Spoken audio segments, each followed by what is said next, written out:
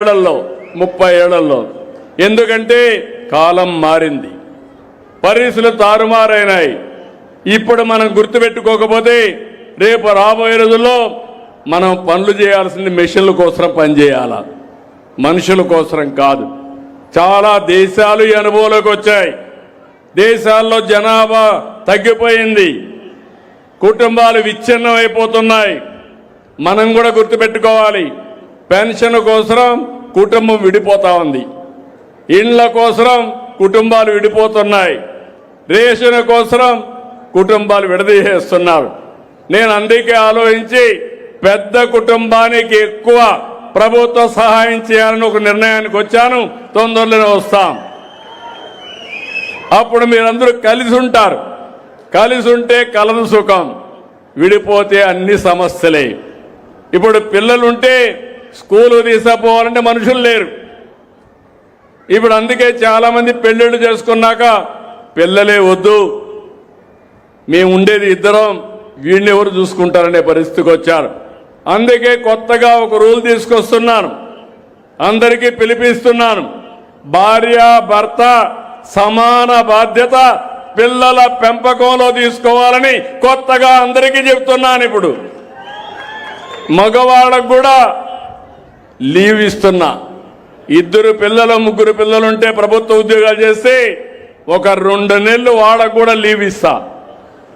భార్యతో సమానంగా పిల్లల్ని పెంచే బాధ్యత తీసుకోవాలి.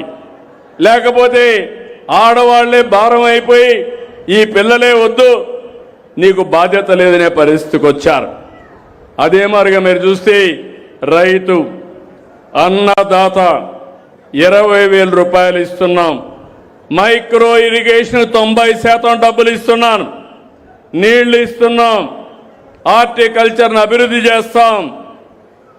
అదే మరిగా ఎక్కడికక్కడ టెక్నాలజీ ఉపయోగించి అగ్రి టెక్ ద్వారా ముందుగానే ఎలాంటి తెగులు వస్తుందో పసిగట్టే మార్గాన్ని కూడా మీకు అందరికీ ఇస్తున్నా. ఇవన్నీ చేసి మీ ఆదాయం పెంచుతాం. రైతే రాజు కావాలి, రైతు అప్పుల పాలు కావడానికి వీలు లేదు. అలాంటి కార్యక్రమాలు తీసుకున్నాను. ఇది కాకుండా ఇంకో పక్క మా ఆడబిడ్డలకి దీపం నేనే పెట్టా. మళ్ళీ ఈరోజు 3 సిలిండర్లు ఉచితంగా ఇస్తున్నా. మళ్ళీ ఇంకో పక్కన మీరు ఒకసారి చూస్తే శ్రీ శక్తి ఆర్టీసీ బస్సుల్లో ఉచిత ప్రయాణ సౌకర్యం. ఎక్కడికి పోవాలన్నా దర్జాగా మీ ఆధార్ ఇచ్చేసి ఏ టెంపుల్కి పోవాలన్నా, ఏ మసీదుకి పోవాలన్నా, ఏ ప్రాంతానికి పోవాలన్నా ఫ్రీగా ప్రయాణం చేసి ఏర్పాటు చేశాను. ఒకప్పుడు తల్లిని చూడాలంటే భర్త పర్మిషన్ కావాలి, లేకపోతే డబ్బులు ఇవ్వాలి. ఇప్పుడు ఎవ్వరి పర్మిషన్ అవసరం లేదు. ఏ దేవాలయానికి పోవాలన్నా బస్సు ఎక్కి నేరుగా వెళ్ళిపోవచ్చు.